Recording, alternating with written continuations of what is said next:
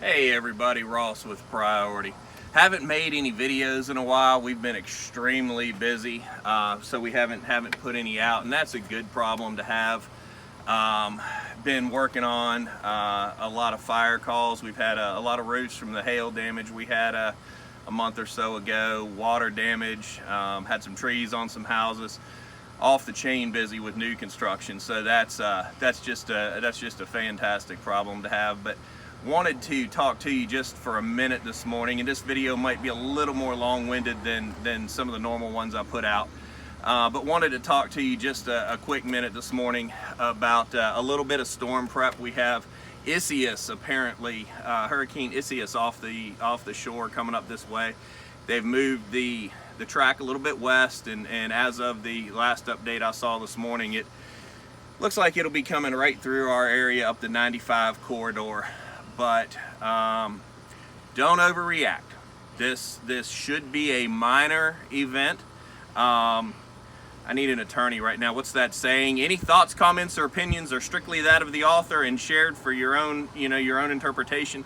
But I do watch that stuff pretty closely and have a pretty good read on it. So this should be a minor event. Not a whole lot of wind.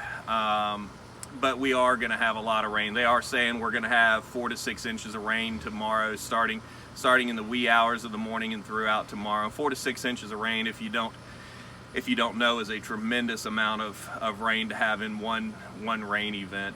But like I said, I just want to talk about some very, very minor and inexpensive things that you can do just to put yourself in a little bit better position than some if it does turn out to be something or we do lose power.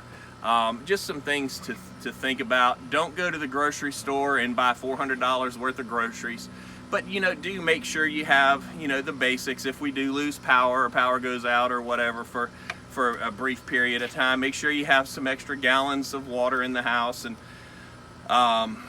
some a little bit of extra food in the house. Something else inexpensive. Everything I'm going to talk about is going to be inexpensive storm prep. If we have a major hurricane coming through here at some point this season, I'll talk about some of the major things that you need to do, some of the more high dollar things that you need to do to really be well prepared.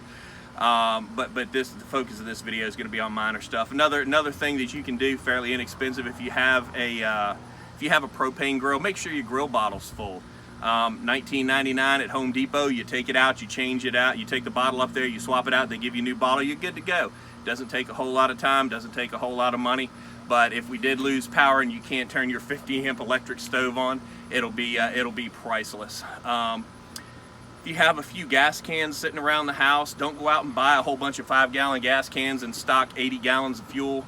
But if you have a couple gas cans sitting around the house, go ahead and fill them up. If you have a generator, that's fantastic. I don't know that this event's going to be one that warrants going out and buying one by any means. But if you have one, have a few extra cans of gas sitting around the house. Make sure your cars are full. Make sure your car's gas tanks are full. In the event that we lose power, just something to, something minor like this. You might lose power for a day or two. Nothing major. That'd be a worst case scenario. If we do have a little bit of wind with this event, make sure that you secure loose outdoor objects, your outdoor property, little planters sitting around, flags on the front of the house. You don't want to be sitting in the living room, during a storm and the propane grill that you've so diligently gone and gotten propane for, you see that go flying across your backyard, and you're like, well, I guess we're not cooking on that. Oh, look, there goes the neighbor's cat. No, but you don't want to. The guy filming's a cat guy, so I had to throw that in there. Look, there goes Garfield. No, seriously. Make sure your outdoor items, your garden hose, your lawn chairs, things like that are secured. Again, inexpensive. Make sure you have, a few batteries sitting around the house.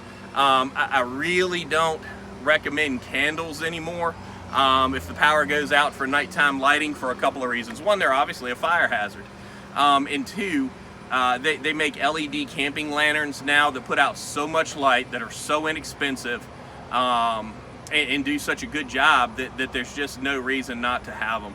I mean, you can get them for as little as 10 bucks anymore, just basic LED, camping lantern type thing. So have some spare batteries sitting around the house for radios or things of that nature. Now let's talk about the senior citizens in our lives, the elderly, the neighbors you might need to check on. Keep an eye on, if there's any neighbors that are elderly that live alone. Knock on the door, check on them, make sure they're good. Mom, your aging parents, anything like that, check on them, make sure they're good. Make sure medications are on hand, make sure they have everything that they might need. Just kind of get those wheels turning for them, because that might be something they might not think about. Make sure your laundry's caught up. I'm sure my wife will probably punch me later for saying that, because laundry in our house is the perpetual ongoing chore. But make sure the laundry's caught up, because if you do lose power for a few days, nobody wants to run out of clean drawers.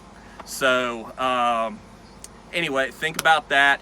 And a couple of clerical or administrative things that people often won't think about. And this is good for not only storm preparation, hurricane preparation, but good for any time. Shoot your insurance agent a quick call. Say, hey, I want to make sure my policy's set up. What kind of policy do I have? What's it cover? What's my deductible? You might think you have a $500 deductible, and maybe it's a 10% deductible, and you're out $2,500, $3,000, for your deductible, and you don't expect it, don't have that money put back. So think about that. And again, this is just good general stuff to do, but inventory your valuables. I don't think anybody's house is going to get blown away this storm. I don't think anything major is going to happen.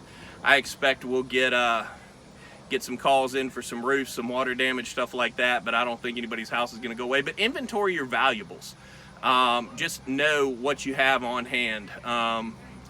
Because if you don't have everything written down and cataloged and itemized in the beginning of your valuables, nobody's going to believe that you had the original Mona Lisa hanging on your wall when the wall blows away.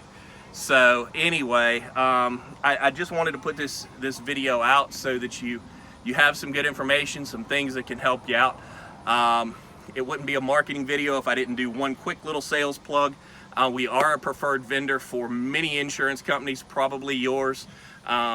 We are a preferred vendor for several of the large companies, as well as a whole slew of smaller companies. So if I can tell you that if we do have trees down in this storm, roof damage, things of that nature, you're not just going to open the yellow pages and call the phone, call a guy out of the phone book and he's going to come right over. It just doesn't work that way in a storm situation.